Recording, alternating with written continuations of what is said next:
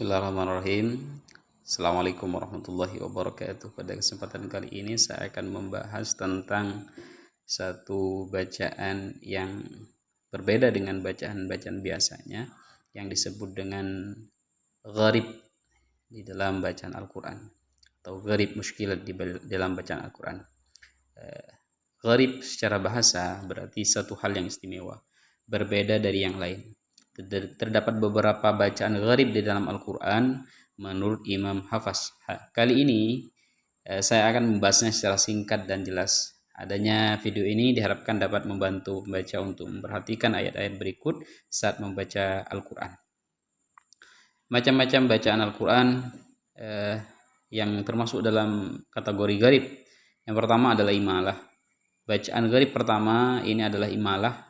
Imalah secara bahasa berarti cenderung atau belok. Dalam istilah qiraat, imalah berarti sedikit membunyikan fathah ke arah kasrah, setengah kasrah dan setengah fathah, sehingga bunyinya menjadi Menurut Imam Hafaz, hanya ada satu bacaan yang dibaca imalah, yaitu pada surah Hud ayat 41. Bunyinya A'udzubillahi minasyaitonirrajim. Wa qala rkabu fiha bismillahi majreha wa mursaha.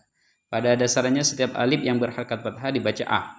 Namun khusus pada lafaz majraha dibaca sehingga bunyinya menjadi majreha. Itu adalah gharib pertama. Yang kedua adalah ismam. Secara istilah, ismam sebagai bacaan gharib kedua berarti memasukkan unsur dhammah pada sukun dengan cara memuncongkan bibir.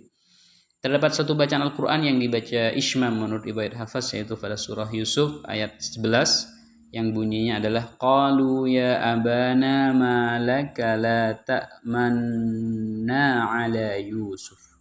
Saat membaca lafaz la ta'manna, tepatnya pada huruf nun, bibir kita perlu dimoncongkan menyerupai bentuk bibir saat membaca dhammah.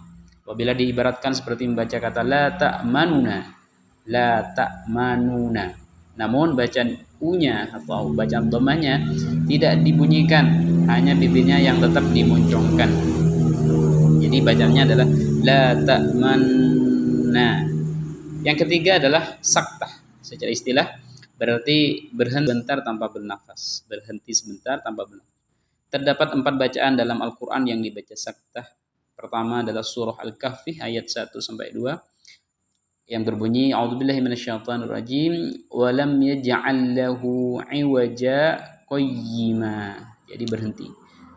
Jadi antara lafaz qayyima, iwaja, qayyima terdapat bacaan saktah, yaitu berhenti sejenak tanpa bernafas, sehingga bunyinya menjadi iwaja, berhenti sebentar tanpa bernafas langsung lam yaj'al lahu iwaja qayyima.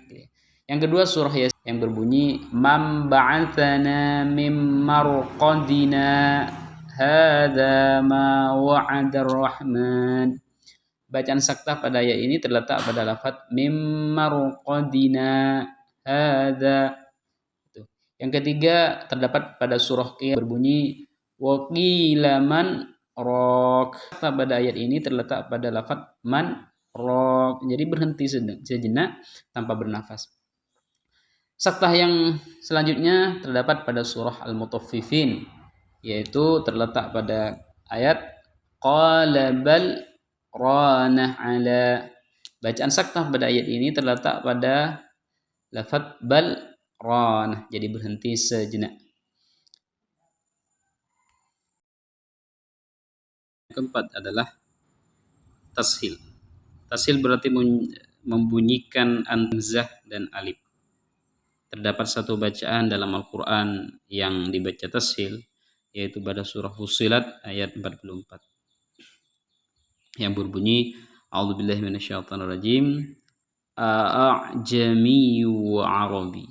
Jadi bacaan a'jamiyyu arabi ini baca a'jamiyyu arabi. Bacaan a'jamiyun semula berbunyi a'jamiyun, karena dibaca tashil bunyinya menjadi a'jamiyun. Gharib yang nomor 5 yaitu adalah naql. Naql adalah istilah memindahkan harokat pada huruf sebelumnya. dalam riwayat Hafs terdapat satu ayat dalam Al-Quran yang dibaca nakal, yaitu pada surah Al-Hujurat ayat 11 yang terdapat di dalam ayat A'udzubillahi minasyaitonirrajim. Bismillahirrahmanirrahim. Bi'salismul fusuku ba'dal iman. Pada bacaan Al-Quran pada umumnya lafaz bi'sa al-ismu, bi'salismu dibaca bi'sal ismu. Namun karena menurut Imam Hafs lafaz tersebut dibaca nakal, maka bunyinya menjadi bi'salismu. Yang nomor 6 adalah badal. Badal adalah dalam hal ini berarti mengganti huruf dengan sebuah bacaan. Badal terdiri dari beberapa macam. Pertama, badal huruf hamzah dengan ya. Huruf hamzah sukun di sini diganti dengan dibaca ya, khususnya apabila dibaca waqaf. Contohnya pada surah Al-Ahqaf ayat 4 yang berbunyi A'udzubillahi minasyaitonirrajim. Am lahum syirkum fis samawati tuni bikitabin. Pada ayat tersebut apabila dibaca wasal berbunyi am lahum syirkum fis samawati tuni bikitabin. Namun jika dibaca waqaf diberhentikan, bacaannya menjadi am lahum syirkum fis samawat ituni. Jadi i terletak pada fis samawati tuni. Ya, fis samawati tuni. Jadi kalau dibaca waqaf dibaca fis samawat, maka ketika baca ituninya dibaca ituni. Berbeda ketika diwasal, bacanya fis samawati tuni. Itu adalah hamzah diganti dengan ya. Kedua, badal huruf shad dengan sin. Jadi huruf shad diganti dengan sin. Hal ini terdapat di 3 ayat yang dibaca dengan cara ini. Pertama, pada surah Al-Baqarah ayat yang contohnya pada lafaz yabsutu dibaca yabsutu. Shadnya dibaca sin. Mad dan qasar. Mad dan qasar dalam hal ini adalah bacaan khusus pada bacaan pendek menjadi panjang ataupun panjang menjadi pendek.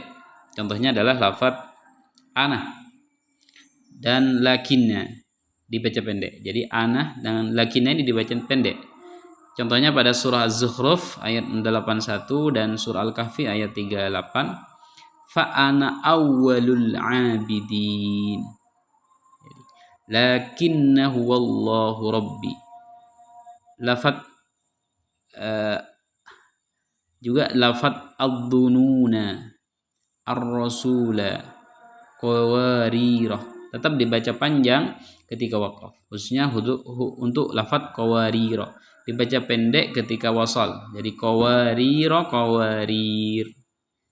Kemudian ada lafaz salasila dibaca pendek ketika wasal dan dibaca panjang ketika waqaf. Contohnya pada surah Al-Ihsan ayat 4. Lil kafirina salasila wa aghlala. Jadi baca pendek.